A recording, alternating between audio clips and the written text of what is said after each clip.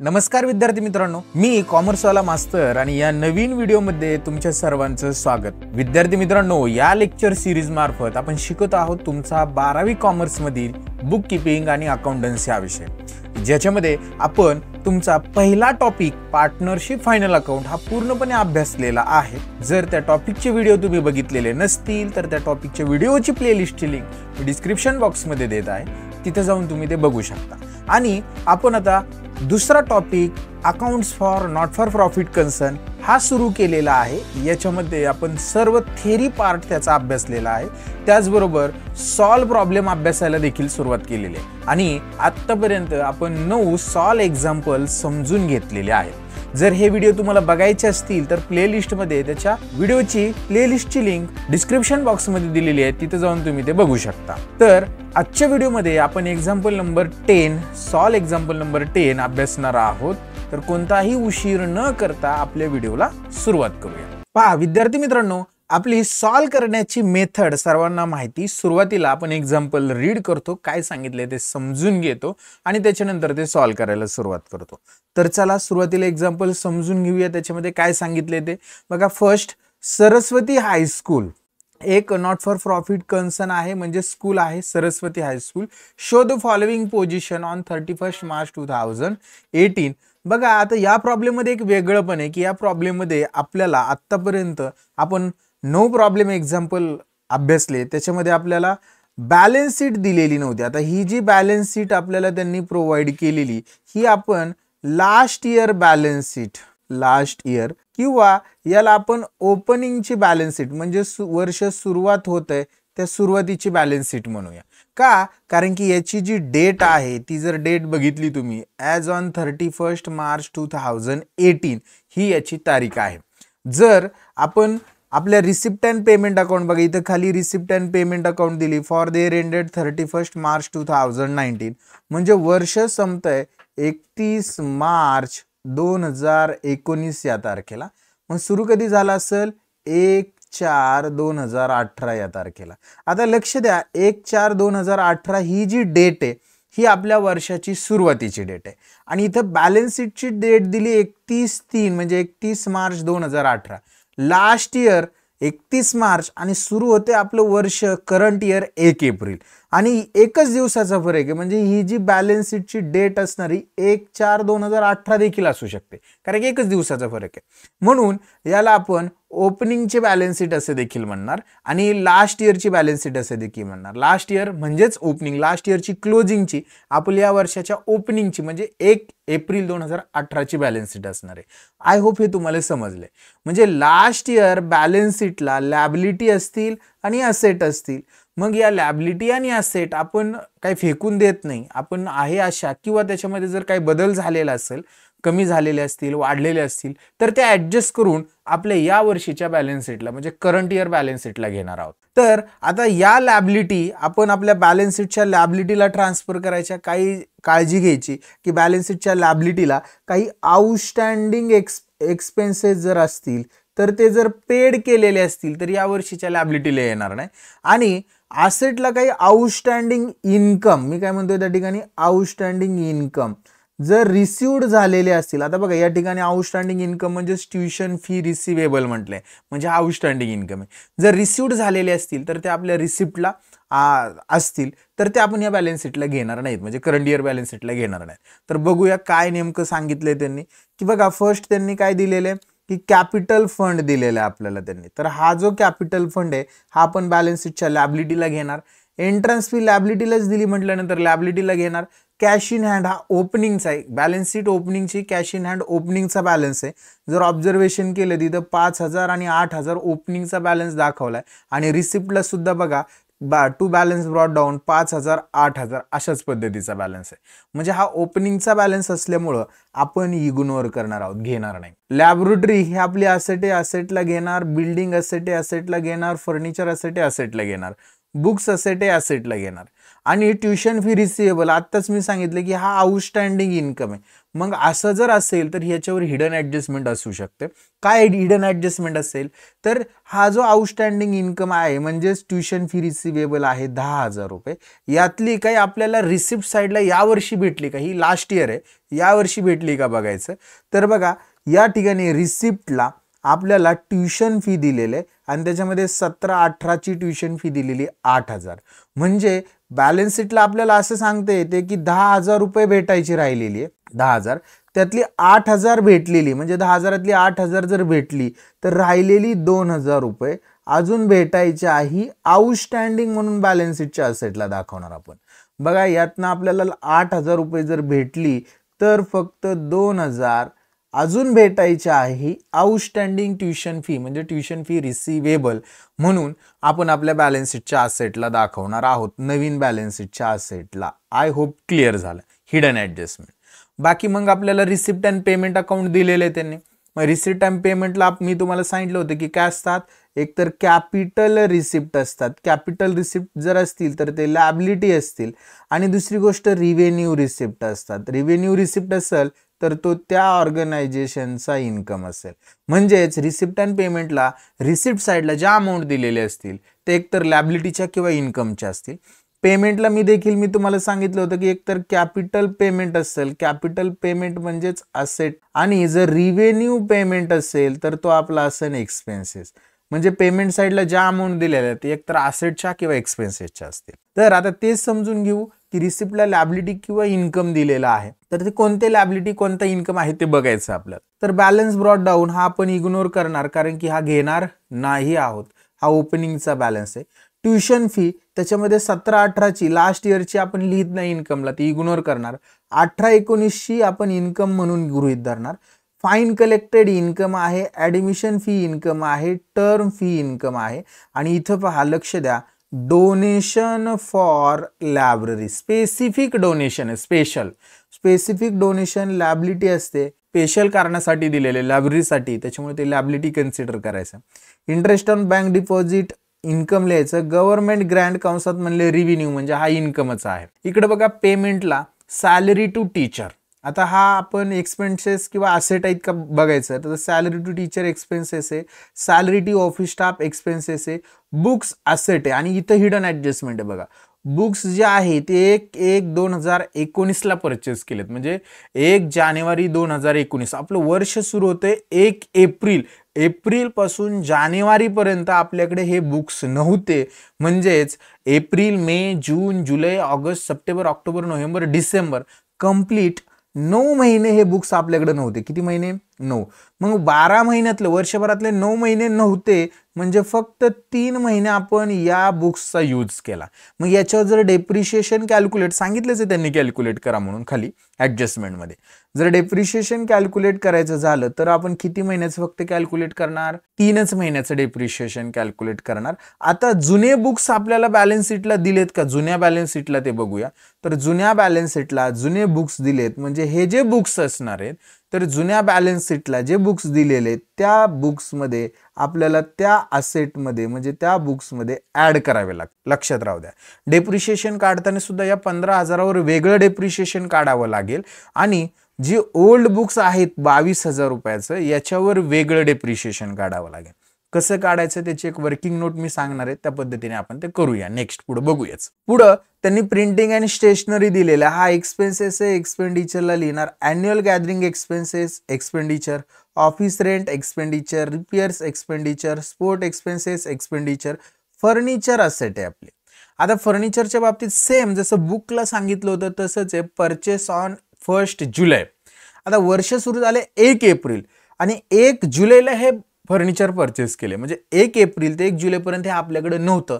जितक्या दिवस नव्हतं तेवढ्याचं डेप्रिशिएशन याच्यावर कॅल्क्युलेट करावं लागणार नाही. बघा किती बघूया, एप्रिलचा पूर्ण महिना आहे, एप्रिल, मे आणि जून, आणि 1 जुलैला घेतले म्हणजे जुलै पूर्ण धरावं लागेल, म्हणजे 3च महिने एप्रिल, मे आणि जून, असं 3 महिने हे आपल्याकडे नव्हतं. म्हणजे त्या वर्षातले 3 महिने हे फर्निचर आपण यूज केलं नाही.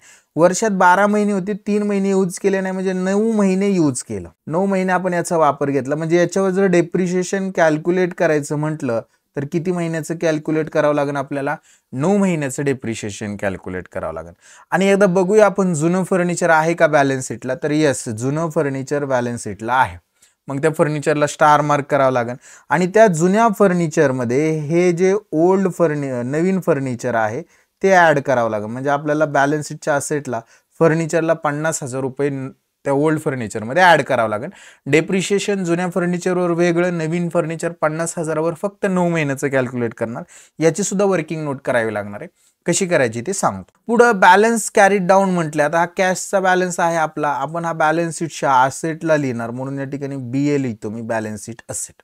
तर आय होप रिसिप्टचे आयटम आणि पेमेंटचे आयटम कुठं कसे ट्रान्सफर होतील हे तुम्हाला समजलेलं असणार आहे. आता आपण आपल्या ॲडिशनल इन्फॉर्मेशन म्हणजेच ॲडजस्टमेंटकडे. फर्स्ट ॲडजस्टमेंट काय सांगते, तर tuition fee is income are outstanding for current year, म्हणजे income outstanding current year.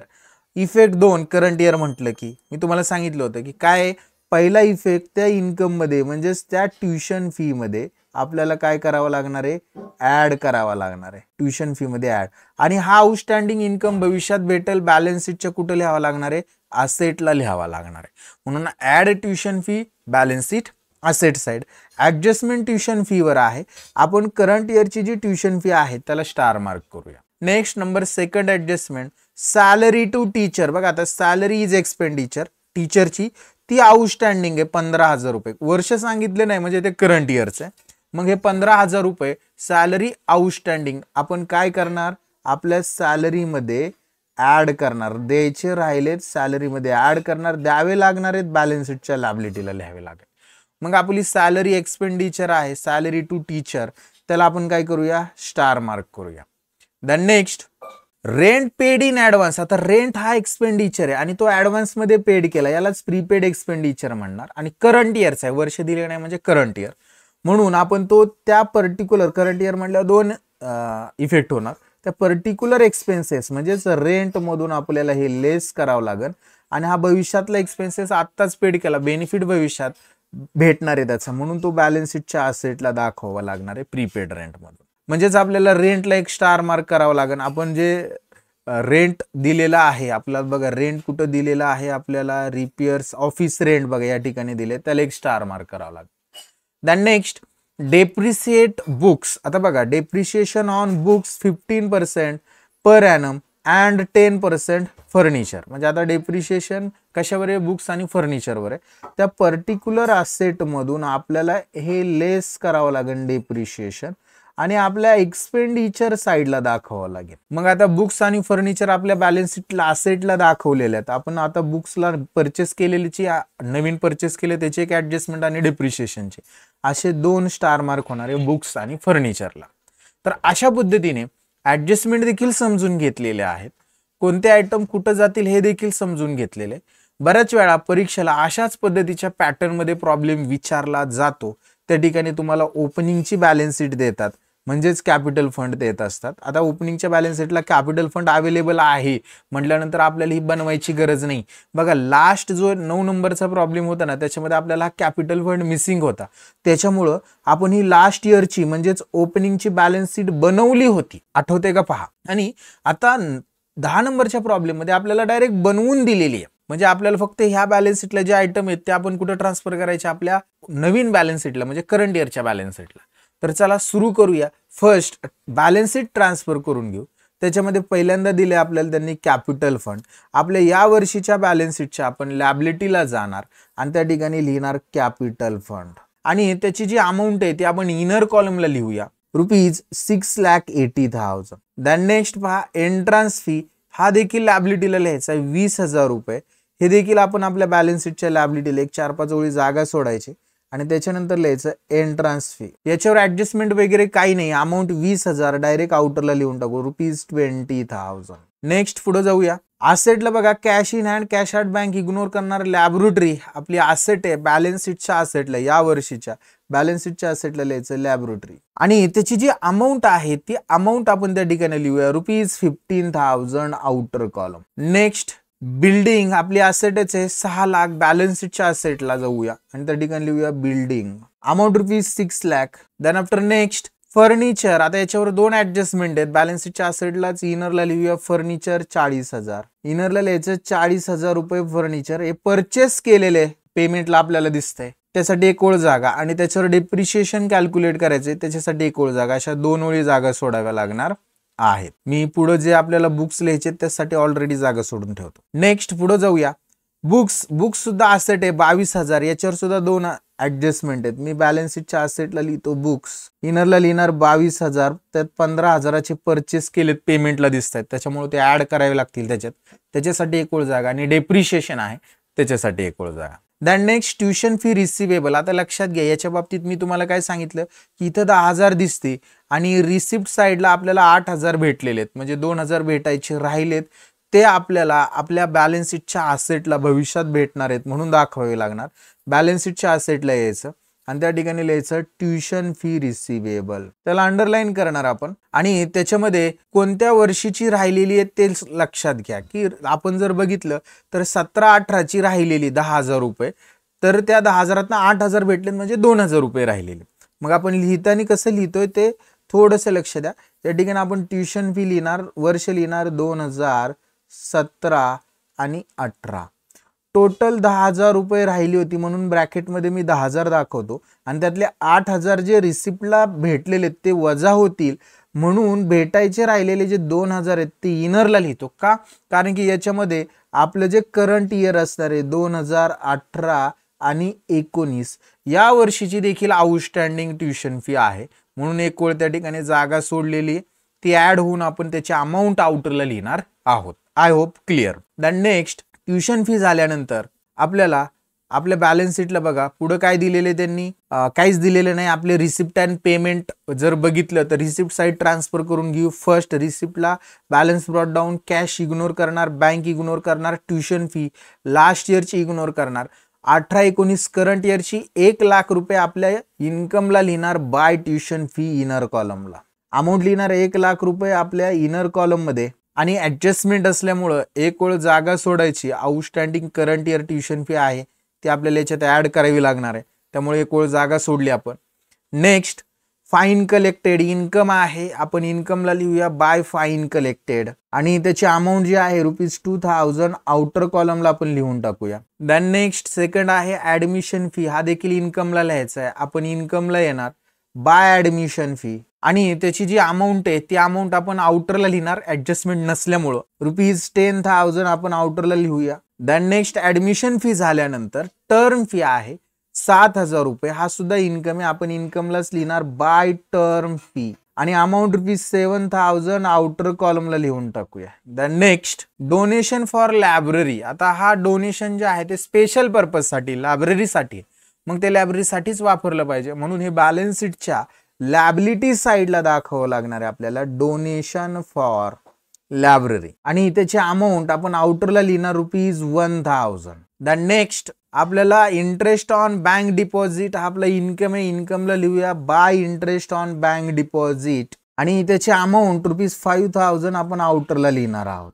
Than next बघा गव्हर्नमेंट ग्रँट, कंसात म्हणले रिव्हेन्यू, म्हणजे आपला इन्कम असणार आहे, इन्कमला लिहायचं बाय गव्हर्नमेंट ग्रँट कंसात रिव्हेन्यू, आणि त्याची अमाऊंट ₹2,00,000 आपण आउटरला लिहून टाकणार आहोत. त्याच्यावर ऍडजस्टमेंट वगैरे काही नाही, डायरेक्ट आउटरला लिहिले 2,00,000 रुपये. रिसिप्ट सगळ्या ट्रान्सफर झालेल्या आहेत. पेमेंटला बघा सॅलरी टू स्टाफ आहे, एक्सपेंडिचर आहे, सॅलरी टू टीचर आहे, एक्सपेंडिचर आहे 1,80,000, एक्सपेंडिचरला लिहूया आपण to salary to teacher. Amount इनरला लिहिणार 1,80,000 रुपये, आणि ऍडजस्टमेंट असल्यामुळे एक ओळ जागा सोडणार अशा पद्धतीने. नेक्स्ट पुढे जाऊया. पुढे बघा सॅलरी टू ऑफिस स्टाफ ₹30,000, हा एक्सपेंडिचर आहे, ऍडजस्टमेंट वगैरे काही नाही, एक्सपेंडिचरलाच लिहायचं to salary to office staff. Amount आउटरला लिहिणार, ऍडजस्टमेंट नाही मग त्यामुळं 30,000 रुपये. Then next books. आता हे बुक्स आपली असेट आहे बघा, आणि आपल्या बॅलन्स शीटच्या असेटला जुने बुक्स आहेतच, परंतु इथं पेमेंटला दिसत आहेत, म्हणजे परचेस केलेले बुक्स आहेत 15,000 रुपयाचे, हे आपण बॅलन्स शीटच्या असेटला जुन्या बुक्स मध्ये ऍड करणार. त्या ठिकाणी ऍड करताना आपण लिहूया add purchase of new books, आणि अमाऊंट ₹15,000 इनरला लिहिणार, आणि या दोन्हींची टोटल पुन्हा एकदा आपण इनरलाच दाखवणार ₹37,000. दॅन नेक्स्ट पुढे जाऊया आपण. बुक्स लिहिल्यानंतर आपल्याकडे आहे प्रिंटिंग अँड स्टेशनरी. हा एक्सपेंडिचर आहे 5,000 रुपये. आपण एक्सपेंडिचरलाच लिहूया to printing and stationery. Amount ₹5,000 outer कॉलमला लिहायचं. नेक्स्ट पुढे बघा अॅन्युअल गॅदरिंग एक्सपेन्सेस. तर हे एक्सपेंडिचरच आहेत. एक्सपेंडिचरला लिहूया टू अॅन्युअल गॅदरिंग एक्सपेन्सेस. आणि त्याची जी अमाऊंट आहे ती आपण आउटरला लिहिणार, ऍडजस्टमेंट नाहीये, ₹10,000. नेक्स्ट पुढे जाऊया. ऑफिस रेंट 16,000 रुपये. याच्यावर ऍडजस्टमेंट आहे, आपण इनरला लिहावं लागेल एक्सपेंडिचरला टू ऑफिस रेंट. इनरला अमाऊंट लिहिणार ₹16,000 आणि एक ओळ जागा सोडणार ऍडजस्टमेंटसाठी. Next repairs ₹15,000. हे देखील आपण एक्सपेंडिचरलाच लिहिणार टू रिपेअर्स. आउटरला लिहूया आपण ₹15,000 15,000. Next port expenses. Port expenses देखील एक्सपेंडिचरलाच लिहिणार टू स्पोर्ट एक्सपेन्सेस. आणि त्याची जी अमाऊंट असणार आहे ती अमाऊंट आपण लिहूया ₹5,000 आउटर कॉलमला. Then next furniture. आता बघा फर्निचर आपण हे पेमेंटला दिसते, याचा अर्थ परचेस केलेले आहेत. आपल्याकडे जुने फर्निचर आहेत त्याच्यामध्ये हे ऍड करावे लागतील. जुने फर्निचर आपण बॅलन्स शीटच्या असेटला लिहिले, त्या ठिकाणी म्हणायचं add purchase of new furniture. आणि अमाऊंट ₹50,000 50,000 रुपये. टोटल 40 + 50 90,000 इनर कॉलमला लिहिणार आपण. नेक्स्ट पुढे जाऊया. बॅलन्स दिलेला आहे कॅश आणि बँकचा. हा क्लोजिंगचा बॅलन्स आहे कॅश आणि बँकचा 8,000 12,000. हे बॅलन्स शीटच्या असेटला कॅशला लिहायचं कॅश इन हँड. बॅलन्स शीटच्या असेटला 1-2-3 ओळी जागा सोडून मी लिहितो cash in hand ₹8,000 outer column. आणि लास्ट कॅश ॲट बँक ₹12,000. अशा पद्धतीने आपण सगळे रिसिप्ट आणि पेमेंट ट्रान्सफर केले. आता आपला मोर्चा ऍडजस्टमेंटकडे घेऊन जायचा. ऍडजस्टमेंटमध्ये काय सांगितले, पहिली ऍडजस्टमेंट असं सांगते की ट्युशन फी इन्कम आहे आउटस्टँडिंग आहे. आउटस्टँडिंग इन्कम वर्ष करंट इयर इफेक्ट 2. पहिला काय ट्युशन फी मध्ये ऍड आणि बॅलन्स शीटच्या असेटला. आपण ट्युशन फी इन्कमला लिहिले, इन्कमला जाऊया, त्या ठिकाणी लिहायचं ऍड आउटस्टँडिंग ट्युशन फी आणि कंसात लिहूया करंट इयर. आता त्याची अमाऊंट किती दिलेली आहे ते पहा. तर ती आहे ₹5,000. ते 5,000 आपले ऍड होतील 1,00,000 मध्ये, तर आउटरला येतील 1,05,000. आणि हेच आपण आपल्या बॅलन्स शीटच्या असेटला पहा. आपण ट्युशन फी अशा पद्धतीचे एक हेडिंग दिले, ट्युशन फी रिसिवेबल 17-18ची 2,000 लिहिली, 18-19ची तिथं 5,000 लिहूया. आणि या दोघांची टोटल आउटरला ₹7,000 7,000 लिहिणार. नेक्स्ट पहिली ऍडजस्टमेंट कंप्लीट. दुसऱ्या ऍडजस्टमेंटमध्ये त्यांनी असं सांगितलंय salary to teacher is outstanding. टीचरची सॅलरी आउटस्टँडिंग आहे 15,000. सॅलरी एक्सपेंडिचरला लिहिले, त्या ठिकाणी लिहायचं add outstanding salary to teacher. Amount लिहिणार ₹15,000 इनर कॉलमला. आणि बघा 1,80,000 + 15 तर आपल्याला टोटल 1,95,000 आउटरला लिहावे लागतात अशा पद्धतीने. आणि हे द्यायचे राहिलेले आहेत म्हणजे आपली लॅबिलिटी आहे, म्हणून आपल्या बॅलन्स शीटच्या लॅबिलिटीला दुसरा इफेक्ट द्यायचा outstanding salary to teacher. Amount आउटरला लिहिणार ₹15,000. संपली 2 नंबरची ऍडजस्टमेंट. 3 नंबरच्या ऍडजस्टमेंट मध्ये rent paid in advance. Prepaid rent आहे, रेंट एक्सपेंडिचर आहे, भविष्यातला खर्च आत्ताच पेड केला. मग आपला जो रेंट आहे त्यातून लेस म्हणणार आपण प्रीपेड रेंट, किंवा तुम्ही रेंट पेड इन ऍडव्हान्स असं जरी वापरलं तरी चालेल, प्रीपेड रेंट. आणि त्याची जी अमाऊंट असणार आहे ₹3,000 आपण लेस करणार, म्हणजे 16,000 जर 3,000 वजा झाले तर 13,000 आउटरला येतील. आणि याचा दुसरा इफेक्ट बॅलन्स शीटच्या असेटला आपण लिहिणार प्रीपेड रेंट. बॅलन्स शीटच्या असेटला मी थोडंसं वर घेतो prepaid rent amount is ₹3,000. Next पुढे जाऊया. लास्ट ऍडजस्टमेंट आहे परंतु ते महत्वाची डेप्रिशिएशन आहे. कशावर आहे, बुक्सवर एक आहे आणि फर्निचरवर एक आहे. तर आता आपल्याला काय करावं लागणार आहे, वर्किंग नोट करावं लागणार आहे. पहिल्यांदा आपण बुक्सवरचं डेप्रिशिएशन काढू. तर पहिल्यांदा वर्किंग नोटला नाव द्या calculation of depreciation on books. Number 1 ची वर्किंग नोट लिहा calculation of depreciation on books. त्याला अंडरलाईन करून घेऊया. आणि लक्ष द्या याच्यामध्ये आपल्याला बुक्स ज्या आहेत ते बघा, आपण या ठिकाणी काय करूया बुक्स असं लिहूया. आणि याच्यामध्ये आपण बुक्सचे 2 प्रकार करूया, एक म्हणजे ओल्ड बुक्स आणि दुसरं म्हणजे न्यू बुक्स. मी काय करतो या ठिकाणी ओल्ड बुक्स आणि न्यू बुक्स असं लिहून घेतो. आणि ओल्ड बुक्स बघा, आपण आपल्या जुन्या बॅलन्स शीटला जर गेलो तर जुने बुक्स आपल्याला दिसतील इथं पहा किती आहेत जुने बुक्स. या ठिकाणी बुक्सची अमाऊंट आहे आणि 22,000 रुपये. आणि परचेस केलेले बुक्स इथं पेमेंटला दिसत आहेत 15,000, म्हणजे न्यू बुक्स आहेत. मी काय करतो, जिथं आपण ओल्ड बुक्स लिहिले होते त्या ठिकाणी मी लिहितो या ठिकाणी 22,000 रुपयाचे जुने बुक्स आहेत. आणि न्यू बुक्स म्हणजे परचेस केलेले बुक्स जे आहेत ते 15,000 रुपयाचे आहेत. हे कधी परचेस केले त्याची डेट सुद्धा लिहितो, परचेस ऑन 1/7/2018. 1/7/2018 परचेस केलेले. लक्षात राहू दे मी काय केलं. आणि याच्यावर जे डेप्रिशिएशन जे आहे ना, ते डेप्रिशिएशन ॲट किती पर्सेंट आहे, तर ते आहे 5%, 5%. तर आता बघा 22,000वर जर 5% डेप्रिशिएशन कॅल्क्युलेट केलं आपण, पहा या ठिकाणी मी इथं डेप्रिशिएशन लिहितो 22,000 इंटू 5/10 इज इक्वल टू, लक्षात इथं 5% नव्हते, इथं किती टक्के होते, 15% डेप्रिशिएशन. म्हणजे 22,000वर आपल्याला किती टक्के कॅल्क्युलेट करावं लागेल, 15. म्हणजे 15/100 जर केलं आपण तर आपल्याला 22,000वर डेप्रिशिएशन भेटणार आहे 3,300 रुपये. 3,300 22,000वर 15%. हे कॅल्क्युलेट केलं जुन्या याच्यावर डेप्रिशिएशन, जुन्या बुक्सवर. आता नवीन बुक्सवर किती डेप्रिशिएशन कॅल्क्युलेट करायचं, तर लक्ष द्या. आपलं वर्ष सुरू झालं 1 एप्रिलला आणि 1 जुलैपर्यंत, सॉरी आपल्याला एक डेट फक्त बघून घ्यावी लागेल. 1 जुलैला परचेस केलेत का बुक्स बघा कधी परचेस केलेले आहेत. बुक्स परचेस केले 1 जानेवारीला.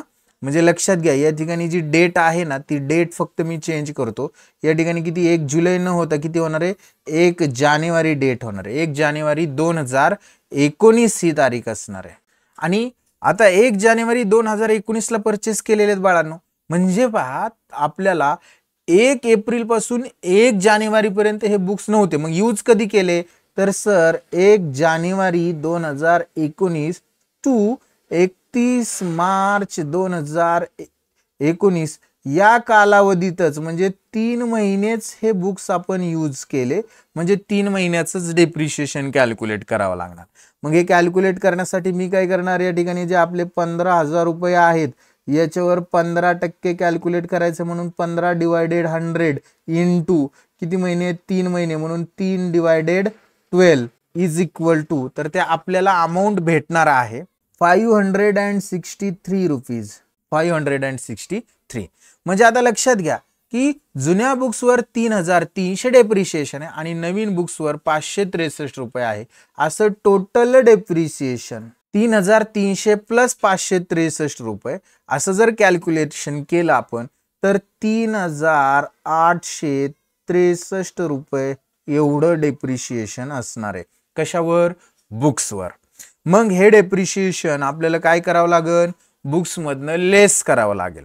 तर आपण काय करूया, आपल्या बुक्सकडे जाऊया जे बॅलन्स शीटच्या असेटला दिलेले आहेत. आपण त्या ठिकाणी जायचं आणि त्या ठिकाणी लिहायचं लेस डेप्रिशिएशन. महत्वाची ऍडजस्टमेंट आहे, वर्किंग नोट तुमच्या लक्षात आलेली असेल. बुक्स लिहिले त्या ठिकाणी लिहायचं लेस डेप्रिशिएशन ॲट 15% आणि अमाऊंट लिहिणार 3,863 रुपये.